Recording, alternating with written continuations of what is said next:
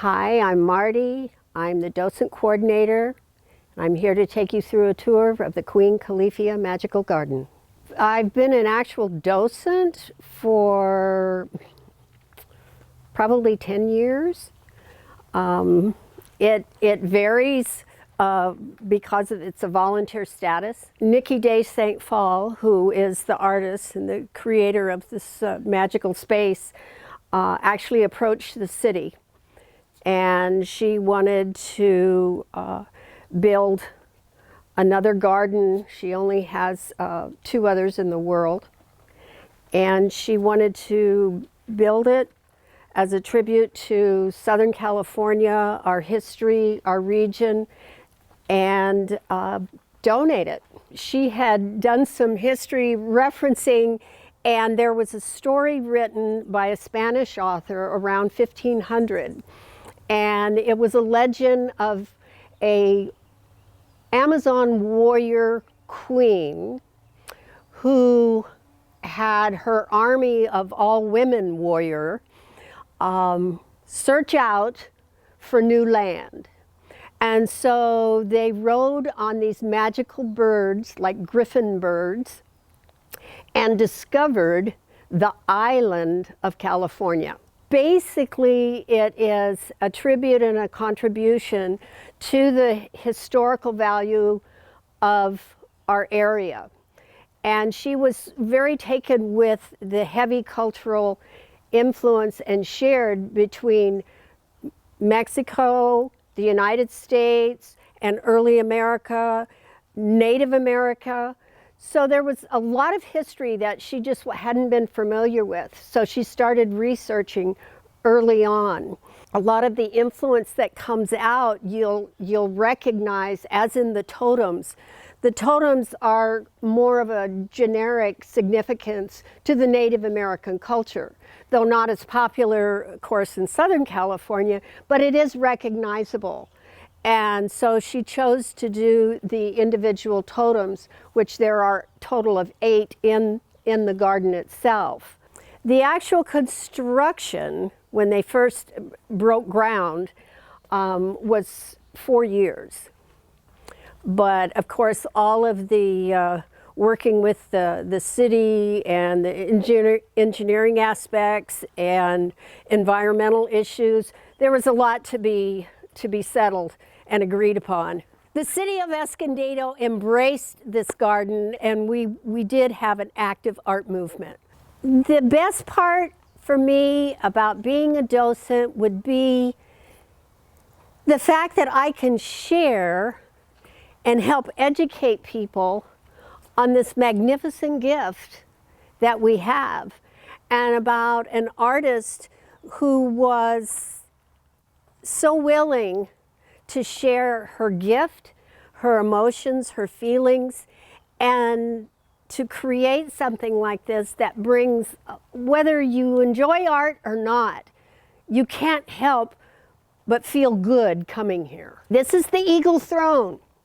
Queen Califia stands on top of the eagle as she is searching for an island which will be named after her. So California, Califia. So when she designed the eagle, she chose an eagle because it has such significance in all those cultures. So the Native American, the United States, the eagle is a strong symbol. Certainly in Mexico, the eagle is a strong. So she wanted to unite all that by having one figure. So rather than it being a whimsical, mythical bird, she tried to incorporate the fact that it was an eagle. Now, because it's so colorful and because it has certainly more than 2 legs, so it becomes a great interest and a focal point. And of course, Queen Califia on top of it is riding high as the queen that she is. Nikki liked to create vignettes of comfort zones and peacefulness. So when she decided to incorporate it and do the underside She wanted it to be a quiet zone and a peaceful place. The egg itself is more of a give back to Mother Nature, which she was all about the natural environment and Mother Nature. If you go inside and you look up, you will see the midnight sky at any time in the middle of the day, and the planets and the stars. And it's a very calming environment. Even the toes of the bird's feet provide a place to sit and rest and meditate and just, enjoy the atmosphere of the whole garden. So as she would travel and so on, there were certain stones that interested her. They represented different places of the world. They were different vivid color. And this is the only garden that, and virtually her statues in general, that are covered with semi-precious stones. She was very alive. Even in the most darkest times of her life, she still embraced the color, the spectrum, combining colors. And for her, it was about giving back to the earth. It was about allowing people to embrace the natural stone versus always polished and pristine cut stones. So it was just another way for her to connect with the land. The children in general that come and visit this, they totally understand it and they totally get it, and they're so involved with it, and they touch it and they feel the stones and they react to it. And I think just observing the kids, not necessarily one given time, but I've done lots of tours with very small children even, and they just enjoy the fact that these are all representation of animals.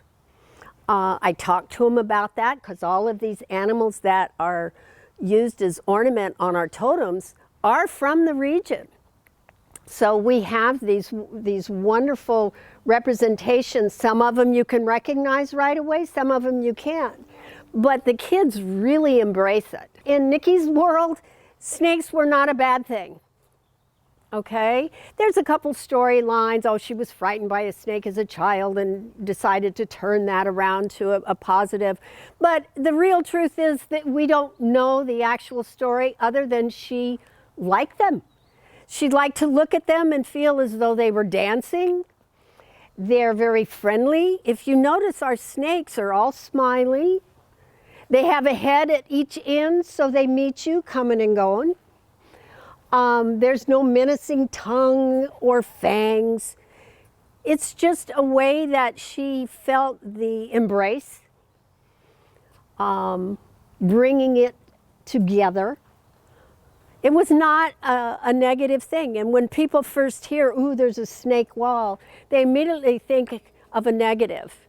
And then once you come here, you have a total different take. As a visitor, when you come and see us, initially, if you take a picture of the wall, it's strictly black and white, okay? And what that represents is this is your transition. So when you leave the outside world and you come through the black and white world of the maze, you enter the colorful world of the magical Queen Califia. When you come at certain times of the day and the sun is reflecting off of all these mirrors and all of these pieces of glass, the whole atmosphere for you will change. You will get your reflection. You will get the reflection of all the color of the bird. This, when you first come in, very black and white. You're leaving your outside world. You're making your way into the magical, colorful world of Queen Califia's magical garden. I want to thank you for joining this short adventure, touring the magical garden of Queen Califia. It was designed by the French-American artist Niki de Saint Phalle And I encourage you all to come back and visit us at different times of the day, different times of the year. I'm sure now that you've had just a little taste of it, you definitely will want to come back for more.